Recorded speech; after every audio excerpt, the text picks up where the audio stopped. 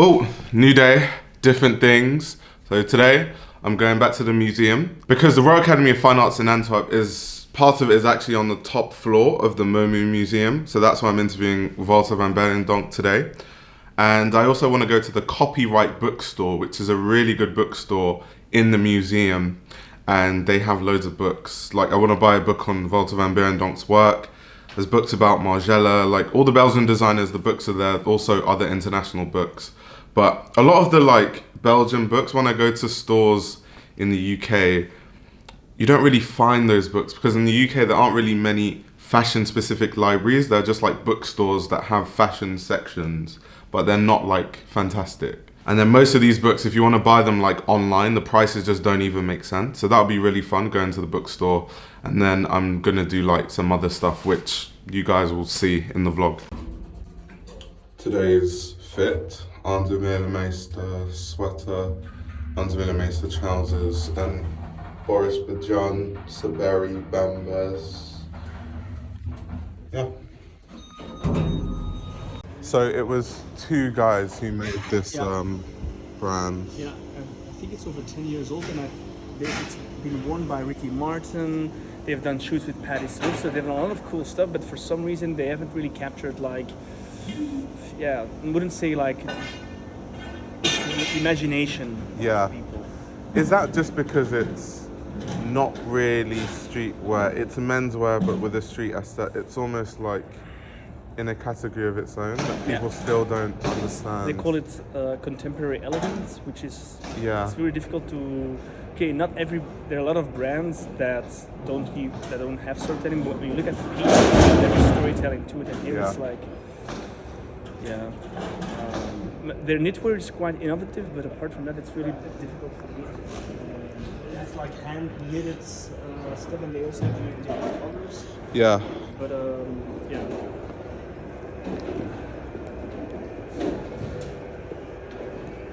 and it's very popular here in Antwerp among the gay scene. Yeah. I don't know the brand. The brand itself, because the two designers, they're like a couple, so they have like a network here in Antwerp, and Antwerp is a small town. But when I look at the clientele that comes to the store, it's like a specific type of clientele. Yeah. And I had like difficulties like talking with them, like, okay, how do you want to position your brand? Right. Because they know how they like are positioned. Yeah. Towards other brands, like, okay, we're not a Louis Vuitton, it's more like Neil Barrett. Yeah. That kind of thing, but it's really difficult to get your storytelling across if you don't have the heritage of a house like Louis Vuitton. Right.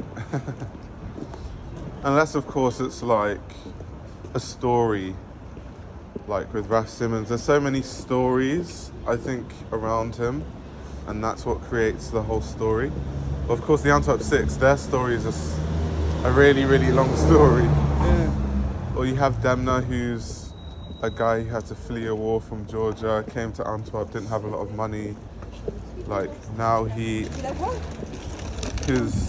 collections are very much inspired by things that like he couldn't afford when he was in Antwerp, or like things that he struggled with. So that's like a big amount of storytelling. Yeah, and it could have been someone else who ended up at Balenciaga. I think I wouldn't say he and his brother, but his brother is more like the business type of guy. I think Demna is one of our most interesting cultural curators and critics. Because people say like, the collaboration with the Simpsons, it's like pop culture run amok, but I think that's the point. Do you know what was interesting? So yesterday, I was talking with those guys about the fact that Demna, he takes a lot of like the logos and prints from different stores in Antwerp. Mm-hmm. And in general, Antwerp people, they don't feel like it's copying. They're just happy that someone promoted their city, because they're like, the city's so small. They just like if a big designer or someone with a limelight sheds light on the city, which is quite interesting because people outside, like in America, they'll just be like, oh, they copied and all that sort of stuff. So it's interesting to get their perspective. And the very strange thing about Belgium, or maybe Flanders, is that the newspapers, they very often write articles about how Antwerp is featured abroad. Yeah. It's an article about an article in the New York Times, like, hey, Yeah. Belgium was in the New York Times, so that on itself is like news relevant. Yeah. And I think that might explain why people are like happy, like, hey, we're acknowledged. It's like people know Antwerp is famous abroad. We're still surprised every single day, and like genuinely happy and surprised about it. Yeah. That's such a good thing though, but I'm sure Demna has an understanding of that because he lived here. Yeah. So that's what's funny, because you have people in London and places in America that would go mad, like, oh, he's copying and appropriating like Antwerp culture or whatever, but then people in Antwerp know that he's lived here, so they're just happy. Oh, he came here, saw like some of the stuff we have here, and then promoted it to a wider audience type of thing. Yeah, but I never really thought about the fact that there are like some people in other countries, and okay, we're not talking about appropriation because that's a different discussion. Yeah. But just like taking a logo from a city, that some people would be mad about that. It's Yeah. like would never occur a person from Antwerp to be mad about it. It's like, okay, cool. I think, so why people are mad about it is there's a certain correlation with money, because at the end of the day, the people that made the logo, they still have a really small shop. Yeah. But then... Oh, they made the actual logo. Yeah, they did. Okay, wow. Yeah, so the people that made the logo, they have a small shop, but then when Demna uses the logo and sells it with Vêtements, and the hoodies are like 700 euros, he's making like millions from it. So it's, I think why people go, not saying that it's right or wrong, but why people get outraged in the West is because they're like, well, they didn't have any financial compensation for like something they made. Yeah. And I think that's where that perspective comes from. Yeah, and the people from the shop themselves, they were not mad about it. Yeah, they weren't mad at all. They were actually happy. Yeah. And it's like a lot of these small business owners, they're not really into fashion, but these people, they really know how to categorize Balenciaga. Yeah. Like, they know it's a very big brand. Yeah. Library, but I don't know how you want to set up for Kaat or.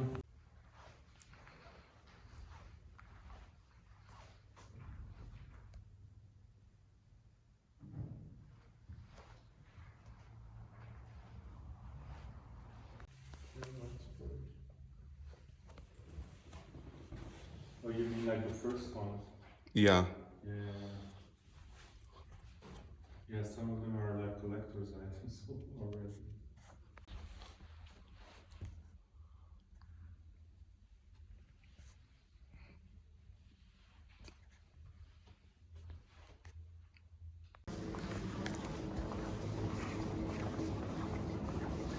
I'm gonna do the live. Nice, always knew something new. So this is, and then this is with Delvaux collaboration we did. Yeah. It's even interesting you can buy even Walter clothing in the, in the shop. We didn't do these, but it's from his regular collection. But this Oh, is very especially neat. for us. Yeah. Yeah. Then Waters and Hendricks necklace with plus 32 we're gonna meet. Yeah. We did this. And then this is the Plus window 32 paper. is like the Belgian fashion collective, right? It's like a... Yeah, it's young Yeah. collective of mostly Antwerp people, I think. That's amazing that they collaborated with the museum. Yeah. She said there's notebooks that they use Yeah. recycled fabric. This one. Ah. These, and then you have the fabric here. Yeah, the paper is already recycled, of course, but then it's with Christian Wijnand's fabrics. Wow, And that's even so this nice. is not regular paper, it's like crushed stone Yeah. that they made into paper. That's And the amazing. bookstore, yeah, normally you enter here, but it's over there. Ah. I didn't actually realise the copyright bookstore was part of the museum. So I'm Kaat Debo. I'm Director and Chief Curator of MOMU, Antwerp's Fashion Museum. I started, I think, 20 years ago. In 2001, I started as a Momus exhibition curator, and in 2008, I took over as director. So that interview with Kaat was very insightful, especially when she was telling me, because I was asking her why museums, they have all this information, all these resources, why don't they actually make digital content on things like YouTube? Because people would love, like, they've got so much at their disposal. And she was just telling me about, like, the copyright and how hard it is to get copyright. So yeah, really insightful. Okay, tell people who you are. So I'm Tommy, I'm from Austria actually. I'm just here on Erasmus and I'm just... You said you just moved to Antwerp, yeah. The end of January actually just. Is there a reason you just moved here? Actually because I want to go to the Royal Academy. Oh, no Yes, sir. way. Yes, sir. Are you going there now or? No, I'm not. I'm going to attend like after I finish my studies. Oh, that's Yeah. cool. Yes, sir. That's really cool. So what do you like about the channel? We can go that way. What your channel? I just honestly, you and Bliss Foster Yeah. are the two who are up there like with everything. You know Bliss Foster was here as well Yeah, earlier. I saw that. Yeah. I saw that, but I didn't meet that guy. So I just met that guy. He recognized me on the street, which is quite cool. He is from Austria, but he moved to Antwerp because he wants to go to the Royal Academy of Fine Arts. So that's really cool. Right now, I need to find some fridge magnets because I always get fridge magnets for every country I go to. Let's see. Belgian beer, interesting. See if I can find a more interesting one. Jesus. Hi, can I buy these with my card? Yeah. Okay. Okay, the fridge magnets have been secured. Now I'm going to, it's like a restaurant-ish. It's called Friet Atelier. I don't know how to pronounce it, but friet is like what people here call fries. And I know historically in Belgium, they claim to have invented fries. I don't know if they did or not. But yeah, apparently fries were not made in Paris as people think it is. So there's a lot of heritage in terms of fries here. And there's a restaurant, I don't know if you can call it that, but it's called Friet Atelier. And essentially, there's this Michelin-starred chef who made a restaurant just around like fries. So I want to check it out and see if it's actually worth it or not. So that should be a lot of fun. So that is the Friet Atelier, but the problem is I need to go back to the museum. So yeah, I'll come back later.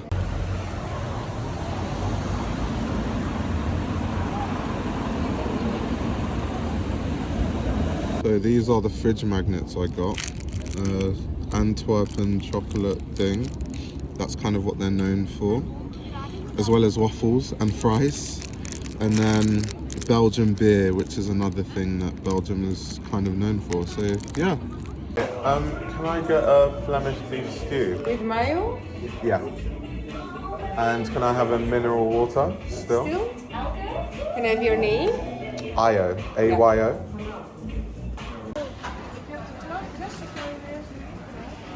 So it's called Flemish beef stew.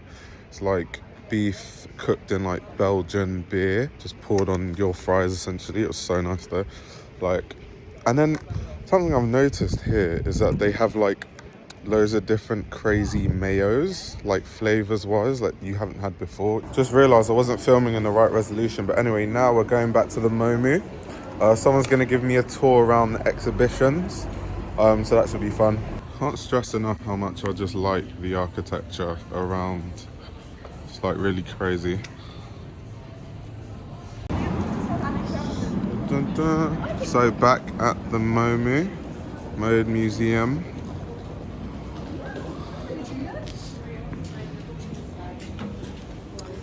They're gonna take me around some of the exhibitions in here.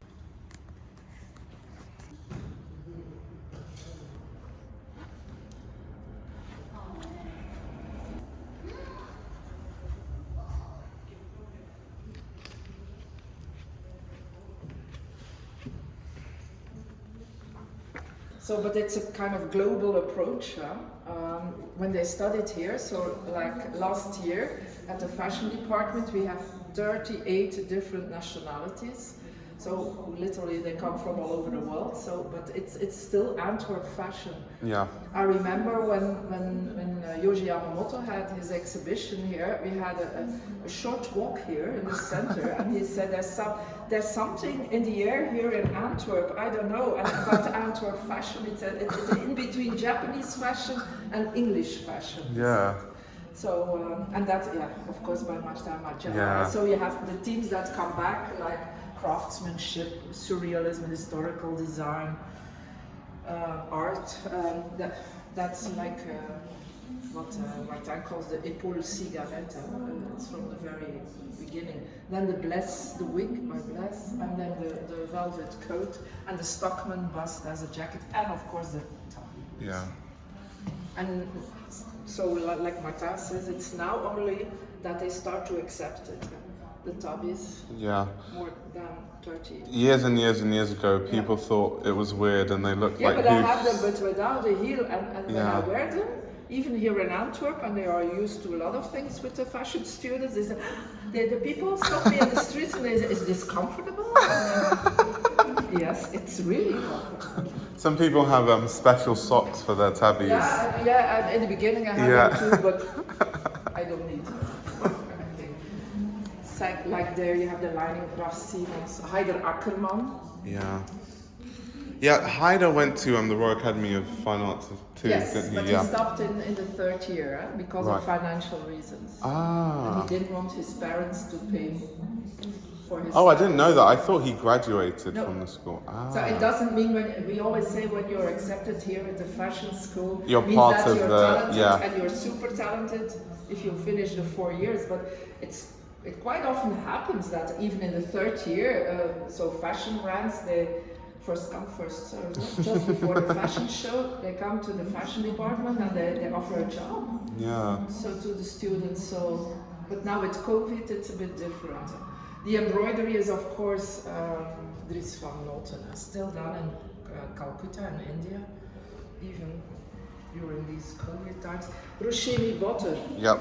A new generation of and upstairs Antwerp we also have designers. Roshemi and Lizzie. And a shoe on a shoe, which is a bit special. We have two silhouettes of him in the team migration. And I always say when you flee your country, at least you already have two pairs. Yeah. I know. Sometimes I also see a lot of copies, and since I work here since the very first day that we are open, and Linda Loppa taught me everything what I know about fashion, and since then you start to see copies everywhere. Right? But also, like Martin said to me, like the Zara, it's a huge problem. Right? Yeah, really big problem. When you give a fashion show and then 2 weeks later it's in the Zara shop, that's not okay. Huh? That's by Demna for the Balenciaga. It's very nice, that very heavy silk. And that's Antonio Vaccarello for Saint Laurent. And then Glenn Martens in the back, the Y Project. Y Project, Yoji Yamamoto, and on the left side Bruno Peters. And that's by Demeulemeester, of course. Yes, my favorite. So we have a lot of, also Dries gives every season some silhouettes to the museum. Like we also have a part of his archive is in the fashion museum. Yeah, and that's always really nice. But it's so funny when you see the images from the very beginning, from the Six, like Walter, how he has changed it. It's completely, I think, that's here what we call the white box, where they put everything on the what steps do you have to take to make sure that you protect the garments properly so that they don't get damaged? So it's in they wrap them in Tyvek. And I think that every 5 years they change it. Right. And it's also the right temperature as for humidity. This is, look, that's Martin, and that's Walter with the yellow trousers. Yeah. He looks so different. And Martin and Jean, that's Walter. Marina, that's Anna. Yeah. Dries didn't change at all. Bickenberg, yeah. Yes, so it's really, it's outside the city where we have our archive because it would be far too expensive. Yeah. Different locations. Oh yeah, that's fine. It's okay. Yeah. So this is really small. Huh? And we start with the painting of a young child whose father was a silk trader here in Antwerp. Only 4 years old. Wow. But a very rich. Yeah, I mean, wearing this type of outfit. The needle lace and the velvet, it's yeah. Very he looks luxe so fabrics. He looks so cute. So, but here it's about more the fashion story of the lace. So, and you have it like in the church, Carolus Borromeo, it's about the different styles. Plantin Moretus, it's about the trade in lace. Then we have Rocock's house, it's about the luxury of lace, so it's all different types. And it's, yeah, people love it because I was a bit afraid once we had an exhibition with only historical garments, it didn't work for us. And I thought I was a bit afraid of this exhibition, but people love it. And it's the lace that you find here is of the best quality. It's from the period 1550 until 1750, where Antwerp was the center. Is Antwerp still like a big producer of lace now, or what happened? Why? We did the marketing of Antwerp was not okay. Even in that period, it was. They say here that we're all arrogant. If you live in Antwerp, for the Belgian people, that we are the most arrogant people from Belgium. But then at that moment it was about Bruges and Mechelen, the lace, but it was all the lace that they made here was for South America. So in America, even in New York, in the metropolitan, you can find Antwerp lace, but it was small pieces of lace, not completely a dress, for instance. They didn't make it, and it wasn't not the nicest lace. But it worked really well, and they said, well, if we can earn our money like this, why not? Then a painting of a dress, and that was the price of a castle. This is like a color of a very high quality, extremely expensive. This is a huge house. Wow. And James I, the British king, was portrayed by Anton van Dyck, wearing such a type of color. But everything started with the shirts. And you had a high quality linen here from Flanders. And so they wanted, you saw in like with the juste au corps, you saw pieces of the collar and of the manchette, and then they started to decorate it with lace, and that was the start. And you needed really to have white lace. That was a status symbol. And the nicest lace. What's so special about lace being white? Because that was the most expensive lace that was made in summertime. Because of all the sometimes when you visit Bruges, I don't know if you ever visited Bruges, but women are outside there making bobbin lace, but that never happened. They always made the lace inside the house. Yeah. And during winter time there was less light, and maybe it was cold and they wanted to burn a fire, and then the lace wasn't as white. Yeah. Because their letters here in the Plantin Moretus Museum, where someone writes, well, you told me that it was a really beautiful white, the lace, and it's not the case, so I want a reduction. I won't pay that much money because it's not as white. Not as white. And like a girl, when she married, she had to have 70 shirts for her husband, at least. Wow. So they started to do the decoration at a very young age. But it makes sense why this was so expensive, because I mean the craftsmanship to create these kind of details would take forever. And the more it's open, the younger it is, the lace. Yeah. But it's extremely detailed, and it's strange that you hardly find any Antwerp lace in Belgium. It's in the United States. Because everything was sort of sold out. Yeah. That's part of a cap, and that's a piece of of a coat in velvet and then with lace on top of it. And then you have Azedina Laya. Yeah. So this is the 3D print. It's the only 3D print that we have. We call it now the modern lace. The laser cutting and the 3D prints is the modern lace. Yeah, so it's quite special actually. You have the museum all to yourself today. Yeah, I know. And I had so much fun. We were like discussing all the clothes and like the history of the clothes downstairs. So good. Yeah, so I don't know what you prefer. I mean, of course, after you can go around by yourself and read and really look. And so I don't know, I'll give a brief tour because there's a lot to discover and I also don't want to influence what you will focus on. I don't know, because it's a lot. But this is emotion, fashion in transition. So it looks at how fashion for the past 3 decades, beginning early 90s till today, has been always kind of visualizing what happens in society, the big transitions. It's a way to show raw emotions that people are feeling, and designers are often quite the first to pick up on certain changes or anxieties. Or in society. And we wanted to do something about crises for a while, but then it was Corona all of a sudden, and we decided to focus on emotion instead because it was quite clear that we were in a crisis. So it's divided into 4 themes. We have disaster, about the fascination, especially at the end of the 90s, for disaster pictures and women, or often women mannequins, models in ruins, seem to be just about surviving a crash or an attack. There were also ad campaigns by Diesel, but also the early shows of McQueen. Like the models seem to be just hit by a car, and but they just about survived. A really nice Consignment collection with the hands on the hips. At the time, the press read it in 2007 as an imaginary boyfriend, but today, post Me Too, it would of course have a completely different connotation. And that was quite interesting for me, looking back at these collections, that we look at things differently. Skims, shapewear, also a new. That's very recent. That's a very new.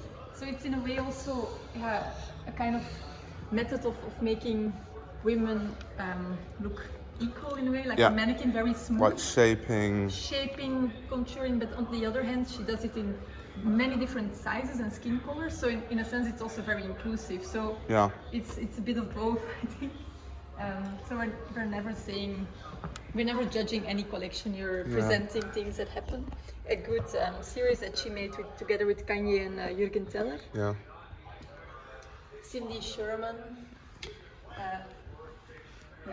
Her iconic self-portraits, but this is also about a woman not wanting to age, and I think she does it so brilliantly. Orlan, a famous artist known for doing plastic surgery on her own body, here shot by Jürgen Teller for a campaign of Water and Beirendonck. And some AIDS campaign, you probably know the t-shirt of Margella, because if you wear it, you can't read the text, so people are like, so what's this t-shirt say? And then you have to talk about it, which is a nice idea. It came in all languages and colors, and then this, of course, has divided many people over the years. But it does comment on a big crisis that was often ignored, so it is important. Marie Serre, already using lots of face masks in her collection. Also, and that was before the pandemic, because she says she wanted to cycle in Paris and it was too polluted, so she decided to make a face mask. How do you call it in the UK? Is it a face mask or a mouth mask? Or face mask. Face mask. Because in Flemish we said mondmasker, which is mouth mask. Oh wow! And that's why when people wore it the wrong way, they were like, it's a mouth mask. So it was completely wrong. So long as it covers the mouth. We're fine. Again, about the female body, a known Versace collection from the early 90s. Which is what Versace is all about. All bondage and sexuality, but also power in a way. And I thought it was nice as a contrast with J.W. Anderson, who also shows the shapes and the breast section, but in another way, very in a modest way actually, and by highlighting it as jewelry but no skin. So I think they're a good trio in this way. And Yves Saint Laurent was also known for the heroin chic aesthetic.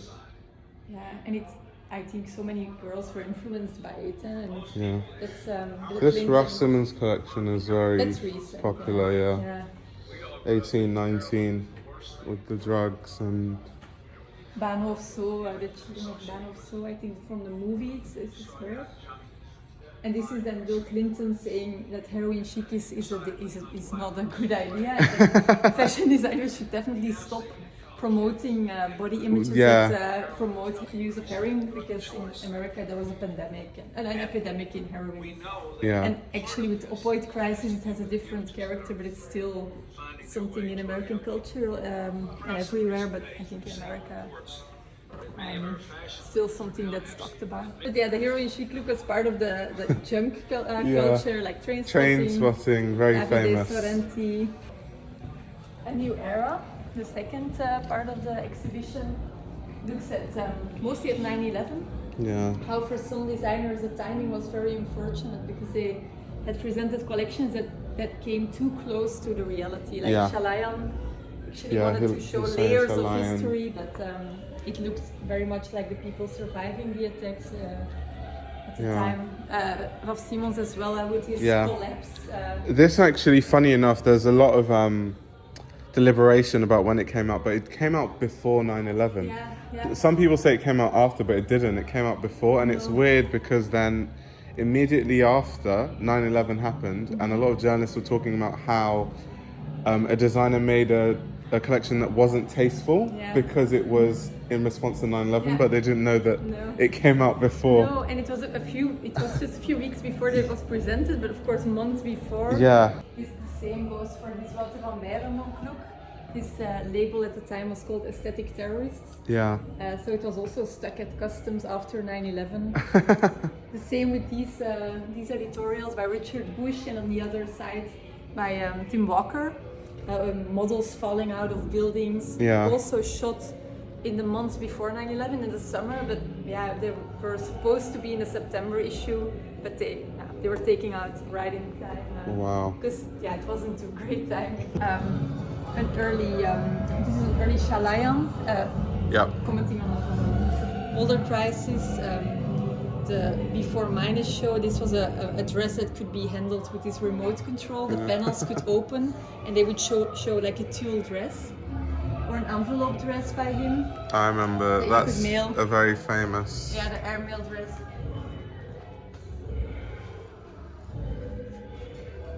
And Virgil Abloh for Louis Vuitton. Yeah. Of course, Louis Vuitton is a traveling brand in a way, but it's beautiful. It's all about how he made luggage and heritage,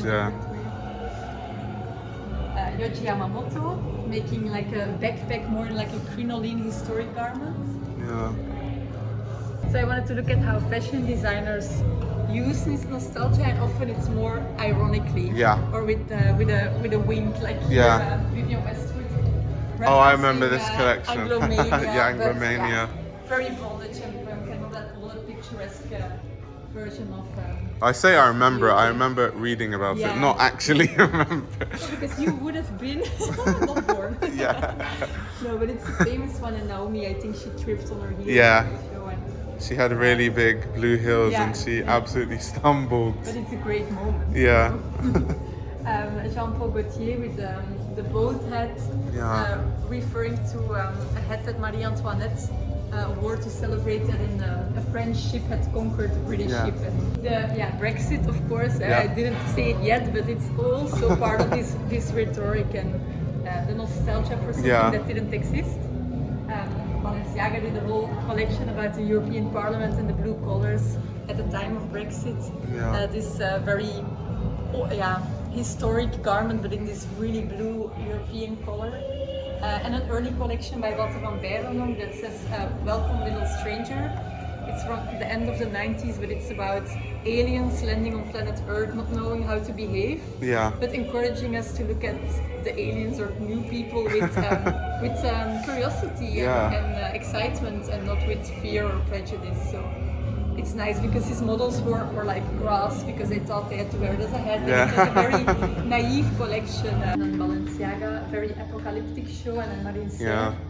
That's spring summer 20, isn't it? Yeah. Yeah. I remember that show because it was about climate change, and that's where you have the water. Yeah, I'm a bit obsessed. No, you. And me too. I'm glad you know all these things. And the first seats were, the front rows weren't taken because they were completely underwater, and it's our future, I guess. Yeah. Houses closest to the seaside will. And I like how he, even collecting about climate change, he can still reference different parts of his culture. Like a lot of the silhouettes, for example, they're inspired by what you'd see Orthodox Christian priests wear. Because in Georgia they're known for Orthodox Christianity, and so that's where that silhouette comes from. Yeah, there were a lot of capes and black wigs. Yeah. And, this is a space where we often have a live performance, like in the first space. It's because we interviewed so many designers and fashion students about their hopes, their dreams, their ambitions, their anxieties for the future, how they feel, what they think about the fashion system, how they see their future. And all these stories and voices come together in a soundscape and a performance, and in these quotes. Yeah. Because we didn't want just to tell a sort of historic narrative of 3 decades. We also wanted to look at the future and give them a voice. And sometimes it's live, but now Martin Margella. Between 1984 and 1987, when I was working with Jean-Paul Gaultier, I experienced how celebrity can destroy your privacy. This made me feel very new interviews for so I decided so to only quotes ever from share my work, never my face. I'm a solitary person when it comes to creating. Only when the designs were thoroughly thought out would I share them with my assistants. Oh yeah, can you say what you said about Vier being Rastiman's favorite store? Yeah, so Vier, it's like one of like... Is that how you say it? Vier. So in real Dutch it's called Vier, but in English it's called For Vier. And it's actually Raf Simons' most famous, most favorite, it's Raf's, let me say it again. Vier is actually Raf Simons' favorite shop. And they primarily sell Raf, and even Prada when he started at Prada, but they keep shifting their brands, but it's actually the place where you might find Raf if you're in Antwerp. Oh. Yeah. Wait, sorry, could you repeat that? That's so funny. So that's a Japanese restaurant, and they did this stunt where if you put the one of the dishes on your arm, you got it for free. So I had like sashimi sea bars, and the funny thing is I never went. I forgot. So you still need to go and get your free. Your free food at the Japanese. And the idea was, it was actually kind of clever. A lot of people put on tattoos on their bodies with Chinese or with Japanese letters, but they don't know what it means, and they think it means heroism, but usually it means something silly. Yeah. And he was like, yeah, we don't care. If you put it on a dish, then the dish is on us. Yeah. I think it's closed. Yeah. I think it's because the man is sick. Oh. Yeah, so it doesn't open very often, but oh no, it's closed. No. I can check around to see if it's open this week, but yeah, hopefully they open this week because I really want to go to the store. Because what I've heard about this store is that they have like really affordable stuff because it's like secondhand, and he really curates some really good stuff. Yeah. And you get a lot of like the Antwerp brands in here that you don't really see in Antwerp brands. Yeah, which you don't it's see the same otherwise. As labels is more international. Yeah. And this is like exclusively Antwerp brands. Yeah. And this is actually the Museum of Plantain, and he's the dude who invented like letter art, like how to print books. What is it? Book printing art back in the whatever century. No he way. invented it. Wow. Yeah. So. History lesson. Do you know why this area is called Beirendonck? Is it because that means Friday market, doesn't Yes. it? And I work for the tourism board, so I should know. So I don't know, so don't fire me. No, I don't know. It's like But this is like a place where all the cool people hang out, come together. Yeah. Because you have actually one of the Michelin restaurants in the street. Oh. So on a Friday, does it mean that this area is more lively than it must be? There are like surely. 4 areas. Like this one, the Mechelseplein. That's where we, I think, when we first came here and we walked before the Rosier 41, the big square. Yeah. That's the places where all the cafes are. The Soho neighborhood, it's kind of over there. And then you have the Dagradplatz where we went for brunch. That's like the 4 areas where there's like a nice, cool vibe. Yeah. Yeah. Oh, that's nice. Yeah. Well, we shall be back to we the shall store. return one day, but yeah, I think because it was closed last. Also, a lot of shops are closed on Mondays. Sundays, everything is closed. Mondays, most of them as well. Yeah, I know Labels Inc. is closed on Mondays, so I'm going to go there tomorrow. Yeah, I'm just thinking, is there anything else? Do you know if Rosier 41 is open now? Probably not, because it's Monday.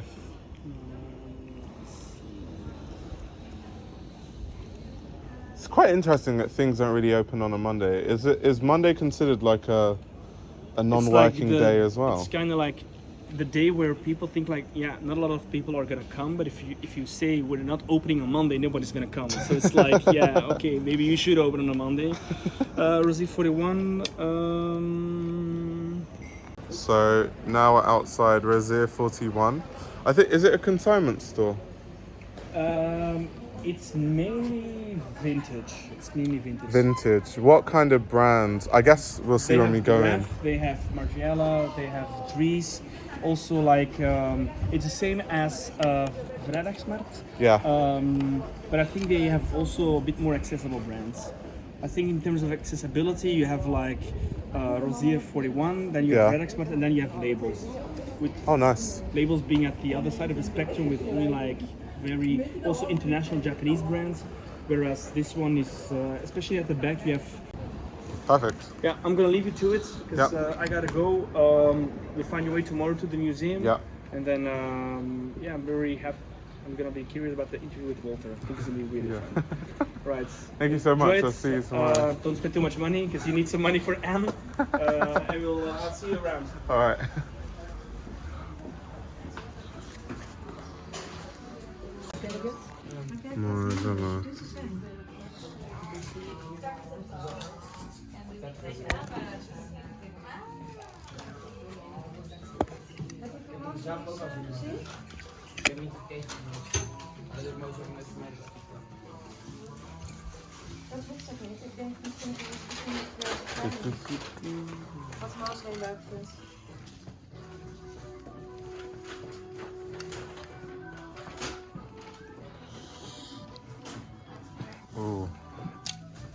Oh, Demeulemeester.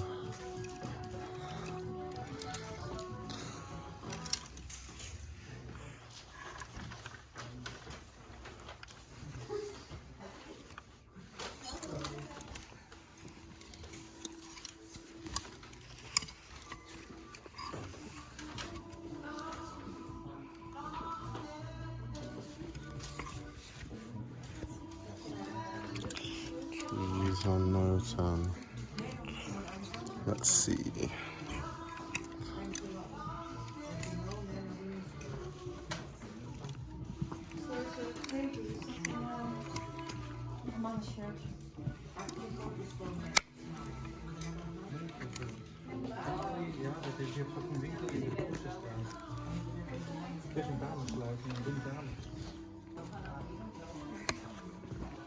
And these stuff is like quite small, so yeah, not great start.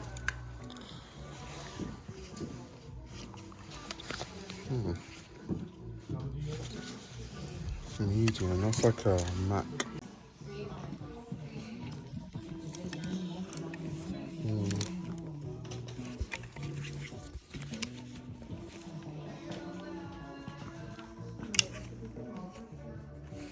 Combinaison.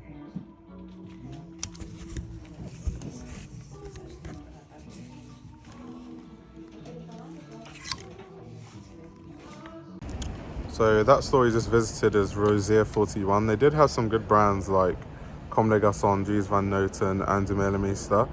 Unfortunately I couldn't find my size, but it is good like if you want to check out the store and get some like really good vintage pieces for like some good prices.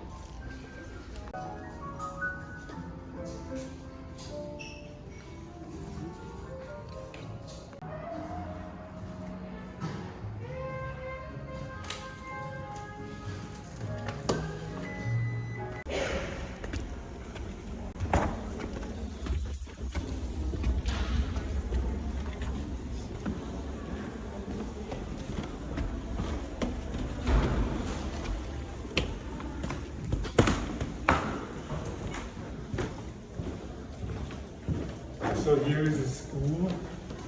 Okay. Just gonna see where everybody is. But I thought maybe there was a nice place for the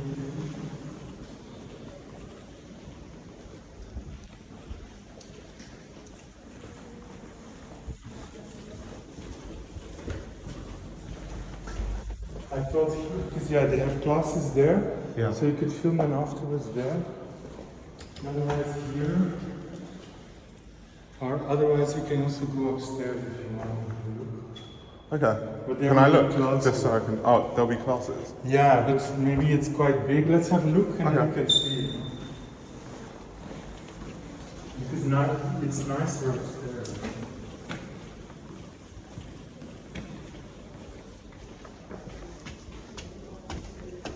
But there will be, you know, like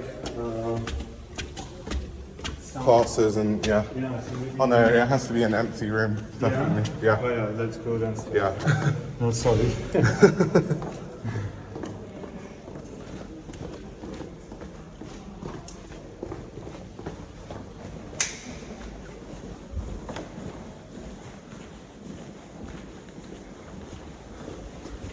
Then I think here's the desk.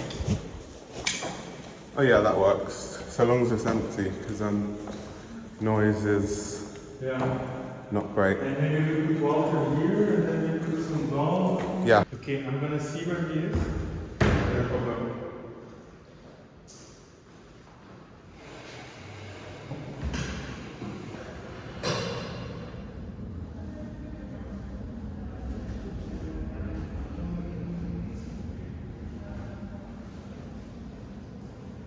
Hello, nice to meet you. Nice to meet you. You're gonna install this here? Pardon? You're gonna sit down here? Yeah. So I'm interviewing you, so you're just gonna sit there. It's like a talking head sort of thing. Yeah. Yeah. I'm gonna quickly brush my hair.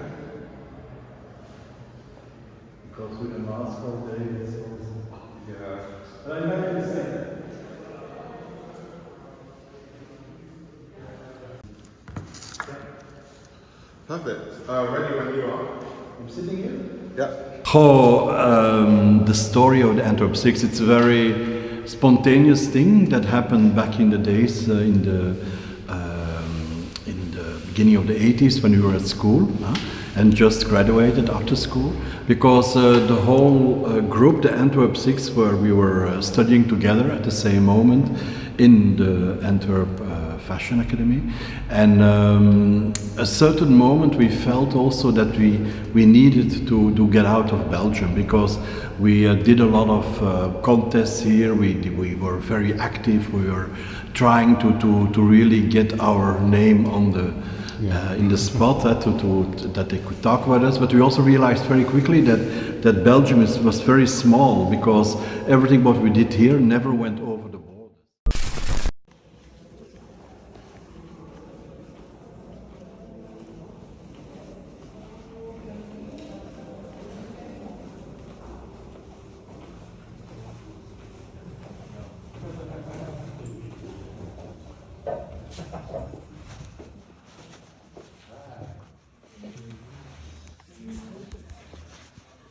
Hi. Oh, hi.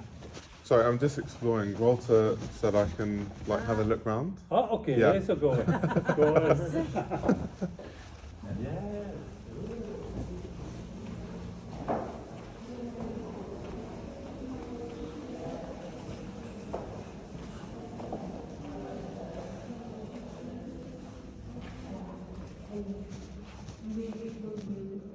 Are you searching for someone? Oh no, Walter said I could have a look around.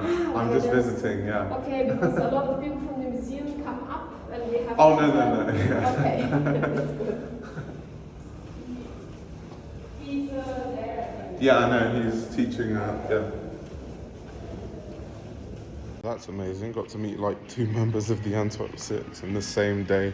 Because I didn't know that Dirk van Sane taught like MA students here. So yeah, that's crazy. So that store over there is Labels Inc. It's almost like similar to Rosier 41, it's like Consignment. So they curate old pieces and then put it in. But considering we're in Antwerp, it's going to be like mainly Belgian designers. So yeah.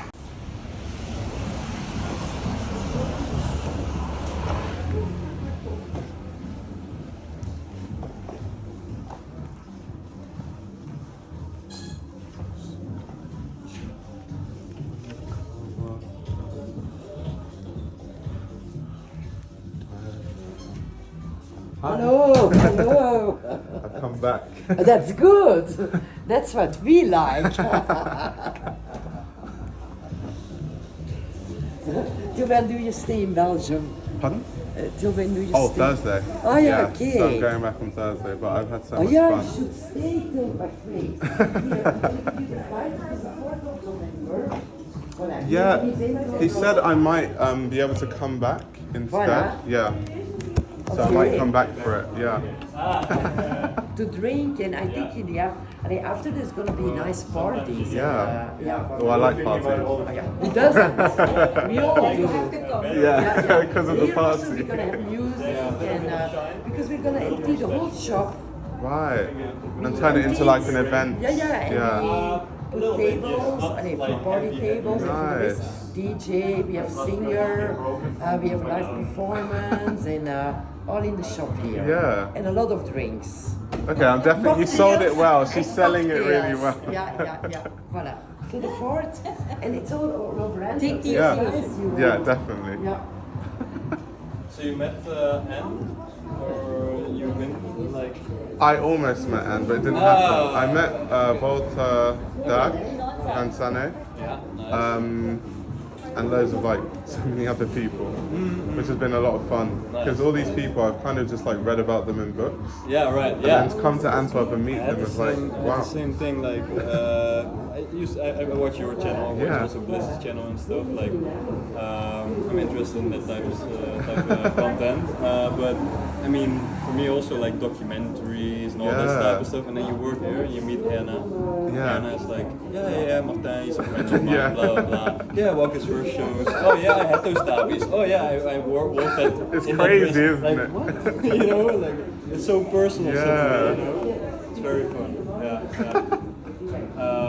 it's a fun thing. It's crazy, and it's Antwerp's definitely smaller than I thought it would be. It's really small. It's a town, honestly. Like I come from a small city in the Netherlands, in the south of the Netherlands, which is even smaller than Antwerp. But like the mechanic of the small city, it's also here. You know what I mean?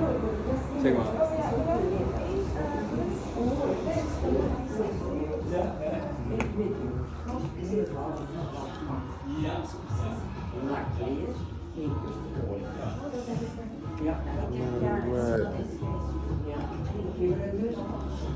Some of this stuff is amazing. Like, look at that. Oh my. Too bad I don't have my size.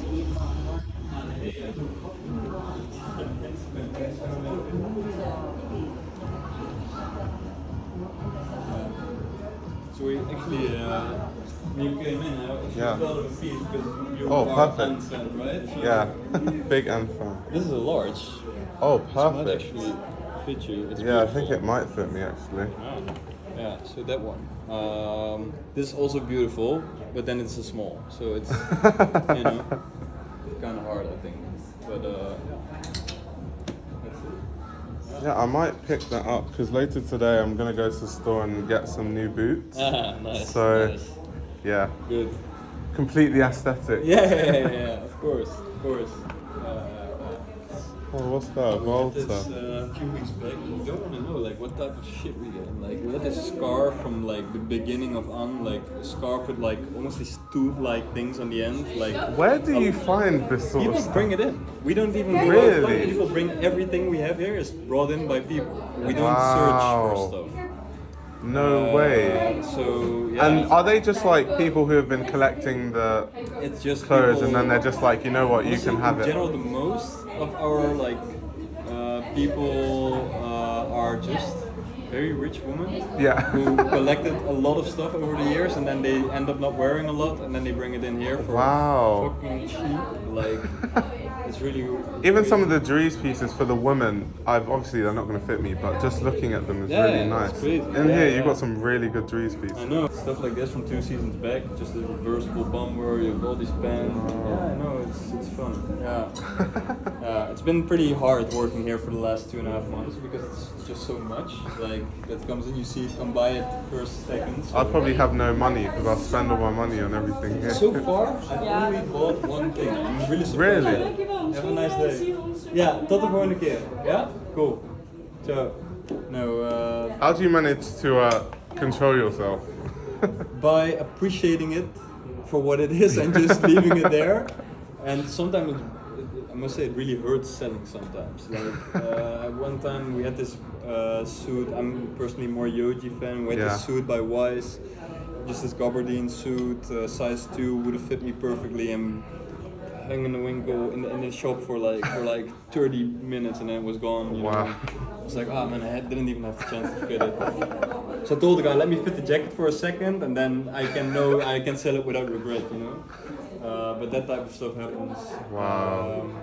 Yeah, and so far the only thing I bought actually is because I'm not a big fan of Dries per se. For me, it just depends on the piece because it is a bit too colourful for me. Really, but yeah. But I like it when Dries does things he normally doesn't do. So, for example, the one thing I picked up was this leather accessory, just a leather cord with like leather, what's it called, like things that dingle, just like hangers, leather hangers on it. This size, something like that, and 5 or 6 of them. Oh wow.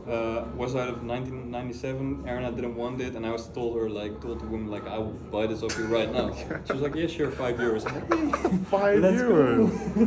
No It way. was really chill. Yeah, that's the only thing I've bought so far. Yeah, but I mentioned myself also like not being able to pay rent and stuff, but so far it's been okay.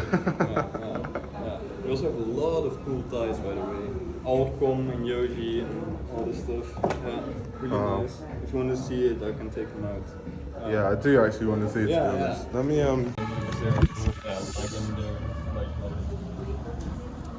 What do you think about the length? So, I heard afterwards you got a pair of glasses from her now? Yeah. Nice. course. So it's literally from Demeulemeester's first Glasses. collection. Yeah, her first glasses collection. It's crazy. I don't know how she has stuff like that. She has, I mean, you don't know, I think, like, I don't even know what she has, but I don't want to know what she sold, because she sold some crazy, I can imagine. Like, I think she also sold a wedding dress of Martin. She had a wedding dress of Martin. She had the, yeah, as she said, the first David with the red paint still on the bottom. I guess because she knows him personally, she's kind of like, Yeah, of course, she just, I mean, if they walk shows, he didn't have the money to pay them, so they probably just got clothes for it. Even so far, there's no tag, and not even a white tag, just, you know, stuff he made from vintage stuff, and then, she has that's not really tied to the brand, but he still made that, like, and I think she even said, like, before the white tag, there was even a tag that said Martin Magella.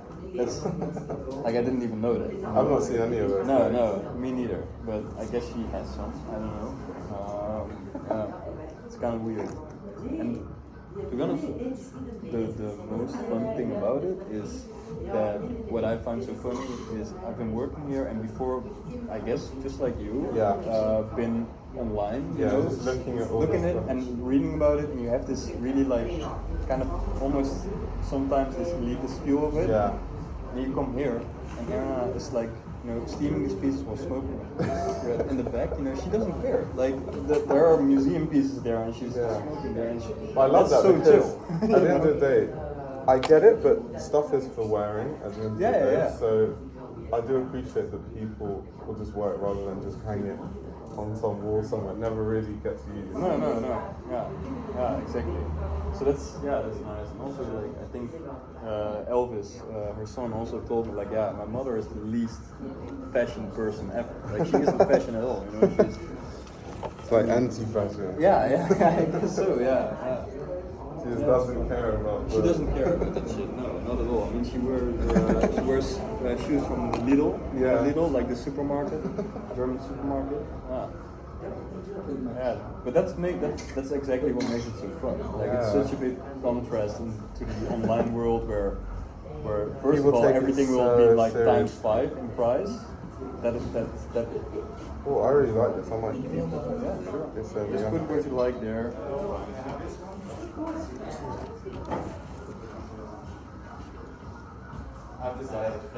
For now, probably gonna get this Demeulemeester waistcoat and then an Issey Miyake tie. Oh, Martin Magella women's wear. Comme des Garçons Junior Watanabe. This is undercover actually. The women's wear here is nice. Okay, so right now we're heading to the Demeulemeester store. I want to get some boots. It's actually right there. I'll flip the camera and you guys can see. So that's the Demeulemeester store right there. So see if we can cut some boots. We'll see. I'm not too sure.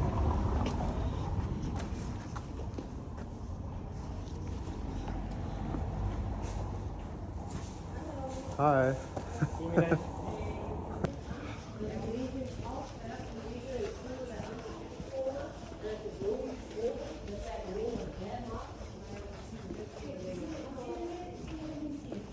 Hi.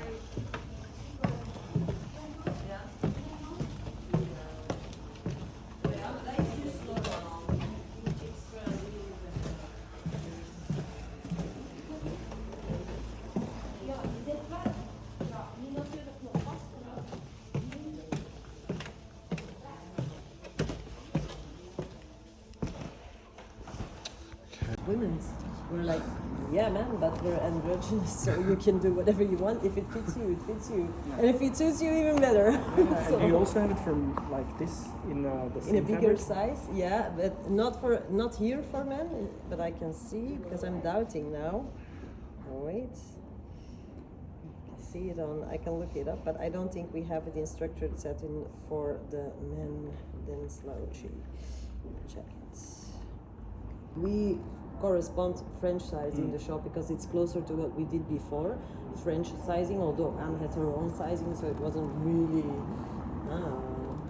really that. It was just hand sizes. But now we're doing Italian sizes here. So 48 Italian, we have to do -4 to get the French sizes. So that's a 44. So that means it's a medium, but you can try on, of course, another vest, like the same one in a brushed wool, which we have, of course, and then you can see from your size. Oh, Vincent, we've converted you. And the armholes will be a bit bigger.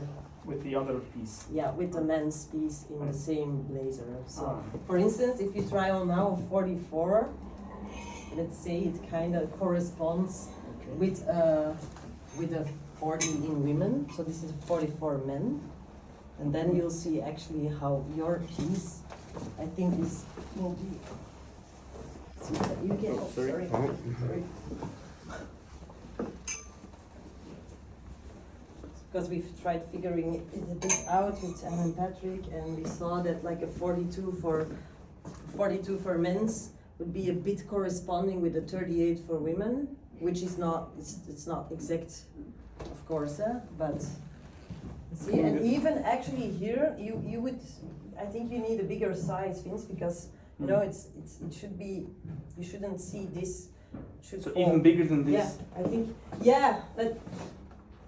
Yeah.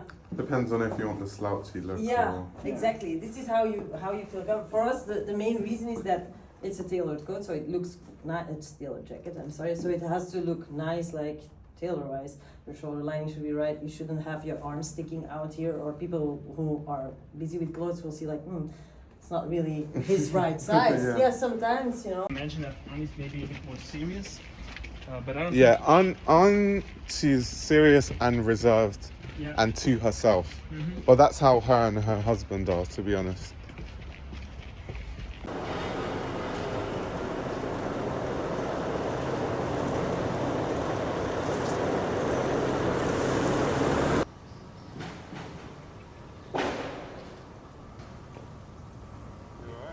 Yes, the hat. Oh yeah. How are you? I'm good. I was interviewing Walter. Really good. Yeah. We talked for like an hour.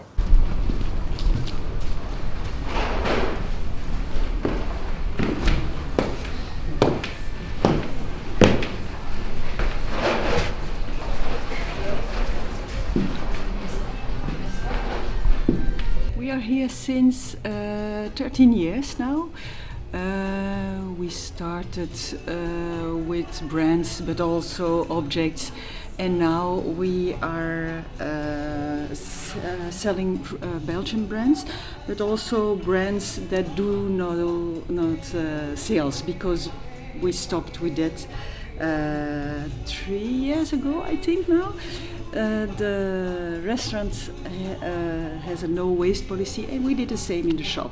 How do you have a no waste policy in a restaurant? That's quite interesting. They started with a small cart. Now it changes a little bit because the chef, we have another chef, but they started like that. They had all their vegetables local, meat, everything very local. So and from nearby, and we do the same with our clothes. Because we stopped sales, we have brands that add new clothes every time, or that never change. For example, Extreme Cashmere, they do only cashmere. Sometimes they change the color, sometimes they add a new how do I say it? A new pullover or something new. I'm sorry, my English. Then we have sometimes small labels who cannot, doesn't fit in another shop because they sometimes can deliver a little bit late, and we have every time. Sometimes in November we have new stuff because it's possible, because we have not only 4 or 5 months to sell it. We have a lot of objects also. For example, Michael Verheijden, it's a Belgian designer. Sophie Doro, it's also a Belgian designer for clothes. Then we have also we have Dutch labels. sometimes labels from a little bit farther away, but yeah. Is there a reason why you wanted, like, why this is a store that has clothing but also like interiors and sculptures and... It was like that since the beginning. Yeah. I think that the owners choose with their heart, so what they liked, and I know that they were at Colette in Paris. Yeah. That they saw the shop and that they wanted something in the same idea. Yeah. So maybe that's why. But it's nice to have different stuff, because sometimes we have people who are not interested in the clothes, but Yeah. in the objects we have. So there is always, Yeah. everybody can find something here. Yeah. So I guess the last question I have to ask is, what do you like about the store personally? I think it's because it's very nice. I like almost everything I see here. I'm not sure that I could work in another shop with only clothes or things that I don't like. Yeah. It's really a good cœur for me, Wow. the shop. And because I'm here since the beginning, I just thought that I would be here 1 year. And that's it. But 13 years later, Wow. I'm still there. And evolution, I like the evolution. How they started with everything they liked, how it became now something. Yeah, it's good that we don't do sales anymore. Yeah. There is so much. Why do you need to have more Yeah. every time? And I'm like that myself. I have a lot of things I like. I have vintage for my own Yeah, closet. same. And then they have they started to make the castle jackets. Yeah, it's a big thing now. Yeah. And I saw it happens from something very small, Yeah. a good idea, something very small. It became something everybody wants to have. So Yeah. it's nice to see young people, because they are a little bit younger than I am, do such great things. Yeah. You're welcome. That's so nice. Oh, I'm so sorry for my English. Oh, no, it's fine. I'm French, so French is easy for me, but English. Yeah, it's the other way But you around for understood me. me. Yeah, it's the other way around for me, because French, like, in the language you have like masculine and feminine, and it's so hard for me to understand. It's like, you guys, it's like une orange, Yeah. but then en croissant. And I'm thinking, why is croissant en? And then orange is une. Yeah, that I don't know myself, but it's like that. So it's hard for me to learn language because there's no like rules to follow. You just have to learn every single. Yeah. And sometimes you have one word can mean different things. Because in English we just have a separate word for everything. Like everything separate. Okay. Yeah. That's easier, but yes. You want to learn French? Well, one day. I have hope, because my mum learnt it later on in her life when she was like in her 50s. She spent 2 years and then she learnt it. Now she's fluent. Okay. So I think I still have hope. Everything's possible. Yeah. Hopefully. Okay. Tell the people about your outfit today, because your outfits are always... undercover stand of Belgium. So this is the undercover coat from the Space Odyssey collection by Stanley Kubrick, one of my favorite films. And yeah, he just made, he made a collection about it, and this is one of my favorite coats. However, I never wear it during Christmas time, because then people think I'm like Santa Claus because of the colors. So when it starts snowing, I do not do this coat on, because people are like, yeah, you're like Santa Claus. Yeah.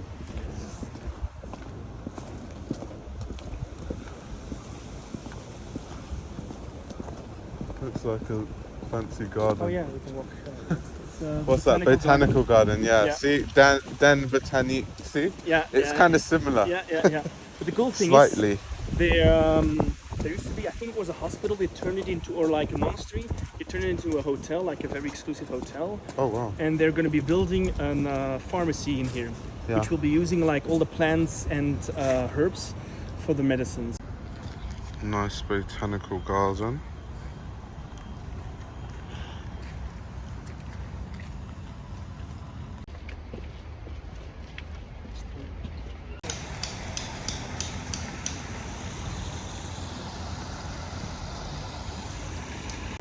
So earlier we went to Graanmarkt 13, I think. How would you describe Graanmarkt? Graanmarkt, in Dutch it's Graanmarkt 13. It's like Graanmarkt 13. It's like Grain Market 13 in English. Yeah. So that's like a store that used to only showcase Belgian design, but now they just, I think it's the coziest store in Antwerp. They really know how to find these cozy, bespoke designers, and they only work with designers that don't do any sales or reductions. Just people, that have like a specific vision. Yeah, and then we saw Paul. Yeah. And Paul, amazing, eccentric really graphic eccentric. designer. Yeah. But I love his work. He's worked with like crazy people like Yoji, June, Martin Magella. It's like he's worked with everyone. Walter and Beirendonck, Dries van Noten. It's insane. Yeah. He's like down to earth, and I think that's really down to earth. That's like typically Belgian. The downside of that is that sometimes these people like aren't getting the recognition they should. So you reckon if like people that are really down to earth, they're not? I don't know. I know what you mean.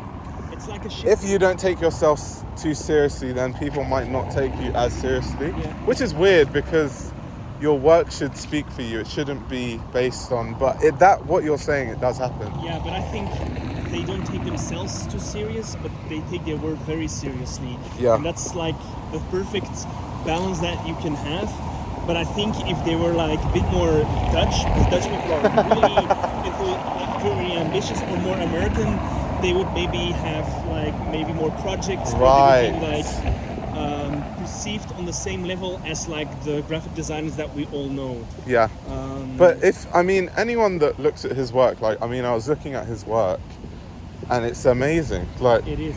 It's really good. He's done everything from like books to designing show invitations. He's done magazines. Because I feel like as a graphic designer, everyone can't like your graphic design anyway. It's one of those disciplines where it's either people like it or they don't. Mm-hmm. So even coming to a conclusion on like who is like the best graphic, it's a really hard conversation to have. Yeah, and I think for these type of people, what they want to continue to work for these type of people, and the fact that he's worked for Yoji Yamamoto, Juno Takahashi, Martin Margiela, I think that's the best recognition you can have. I think if designers who have such a great creative mind pick him to be the person to design their things, then it says a lot about how they feel about him. And for A Magazine specifically, he actually managed to invite them over his place and get them to work on his terms in terms of like location. And I think that's because most of the time graphic designers, they have to fly to another country or whatever. But he said, no, this is my creative space, let's do it. So I respect that. I feel at home when I come here. I have the same feeling with the Graanmarkt 13. They also have a cozy feeling, and I have something similar. The light is good on the top of the clothing, because before the light was doing opposite, and the people when was in front of the clothes was doing shadow. So actually you don't see the This was without light. Let's see, hold on, this is something wrong. The light cannot be crossing here and in the eye of people. Yeah. We must focus. Hi. Hello, Sasha. Hello. You also coming for the interview? Yeah, I was going to meet Orlando. Oh, hi. But just please continue. This is Sasha from the city of Antwerp. She's helped set up this interview. So she wants to... I think you I am Karin. No, okay. The one who wanna make the interview is Ségolène. Yes. She's upstairs. Okay, no problem. I talked to her, but nice Oh, to hi, meet you. nice to Welcome meet in you. Antwerp. Thank you. That's my husband, by the way. Julian. Julian, yeah. How are you enjoying your stay here? A lot. I'm going tomorrow, but I had so much fun here, honestly. Oh, okay, nice. Everyone's so nice, and the food is really good, nice. right? The food is amazing. Great. Yeah. And I know Vincent is really amazing. Yeah. He's an amazing host. That's really great to meet you. I'm just gonna give you my card. Oh yeah, definitely. And I heard you might be coming back the 4th for 8 hours. Yeah. For the party and everything. I'm gonna reserve a spot for you for the after party. Oh, thank you. Just if you're sure you're coming, just let Vincent know and then we'll arrange everything. Thanks so much. And I saw you went to Belgrade. I am from Belgrade. I was born there. Yeah. No way. Yeah, I went to Belgium 2 weeks ago. Oh my god, that's so cool. Yeah. I was like, oh my god, what a coincidence. Like nobody goes to Belgrade, not a lot of people. Yeah, if my friend wasn't there, I probably wouldn't have gone. But it was really nice. It's a cool city. Again, the food, really good. It's really crazy there. Yeah, we've been as well. You guys add flavour to like everything, even like carrots. I was like, how are carrots so much flavour in carrots? Yeah, I know, right? No, it's really amazing. Yeah. This is the two best cities in the world. Belgians are a bit boring. I love this.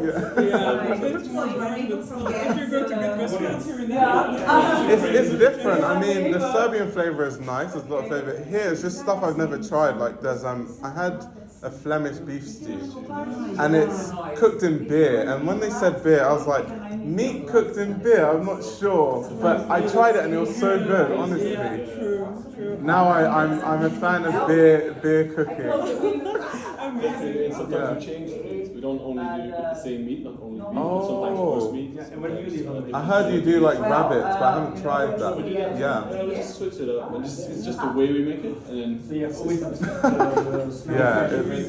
tonight you just want to look for something small, you just go for we have like fried shops, we sell fries. Yeah. You can get the sauce as well on there.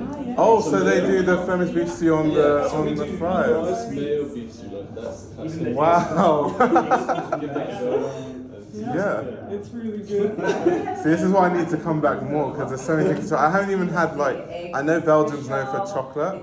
I haven't had any chocolate here. Oh no. So okay, next time I come, definitely. A chocolate tour for you as well. My colleagues know a good chocolate tour girl, and she's amazing. And you taste so many different chocolates, and you're like really sick of it afterwards, but they're so good. So you do fashion and food. If only. Yeah.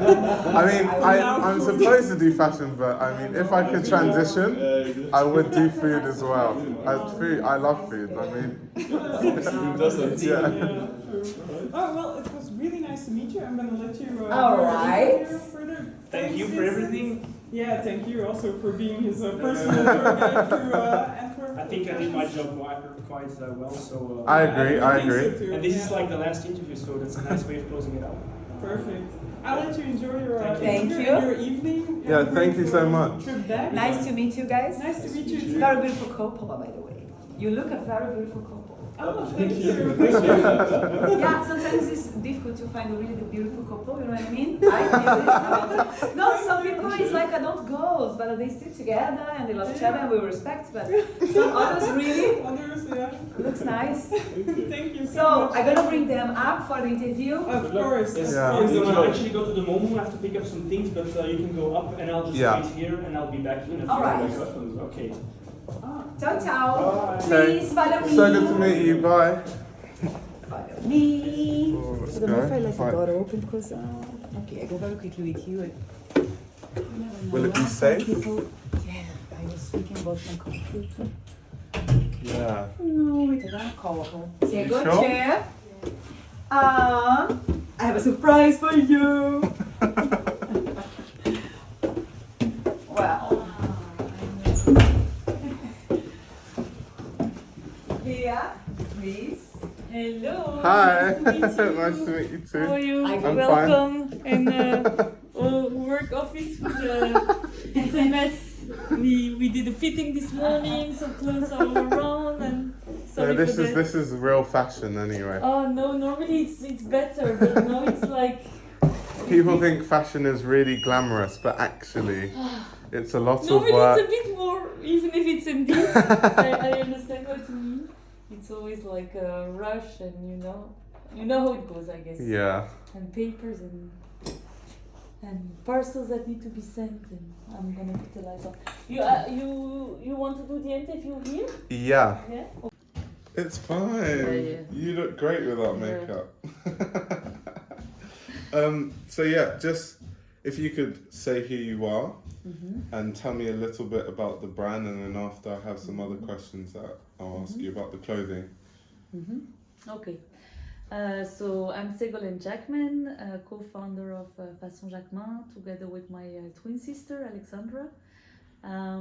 We started the brand 5 years ago, FAÇON JACMIN.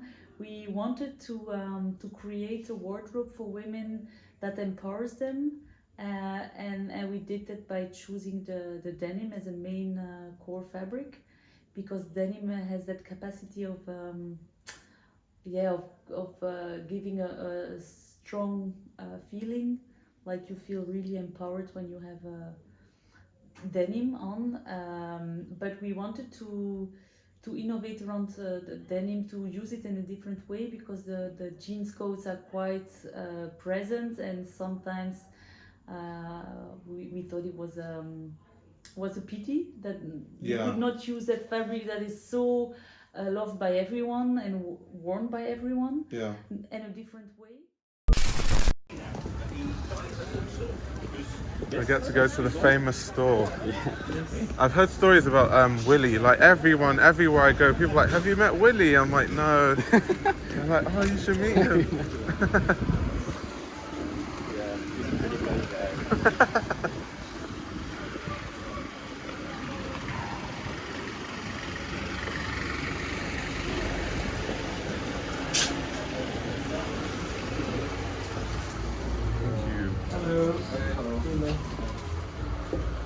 Hi. Oh wow, there's so much stuff here.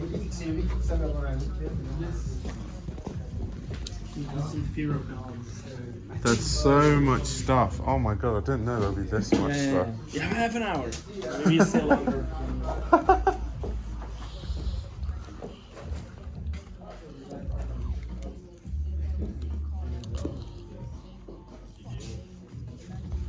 Simmons continues. It's nice. Have to have a look. Yeah. I met some people here actually that have bought some really cool stuff in here. Like there's a guy I met, he has like this Junior Watanabe. The hat, I know who it is. A photographer, yeah. Finally back at the hotel. My time in Antwerp has honestly been so much fun so far. I met some really cool people, met some really cool designers, different creatives all around Belgium. Tomorrow I should be interviewing Walter van Beirendonck, so that will probably be a separate video, because I feel like putting it into the vlog, it's not going to do the interview justice. So I'm probably going to post that separately, but I'm looking forward to talking to him,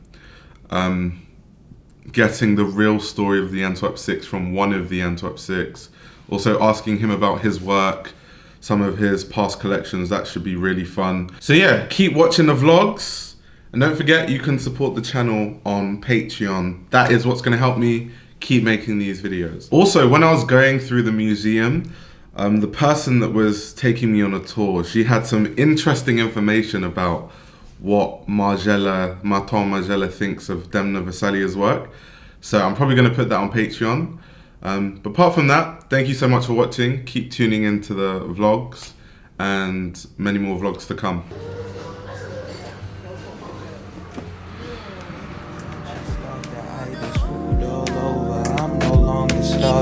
We all fooling, I could taste the silence. Fucked up flowers move along the garden. I grow empty, I decide to exit.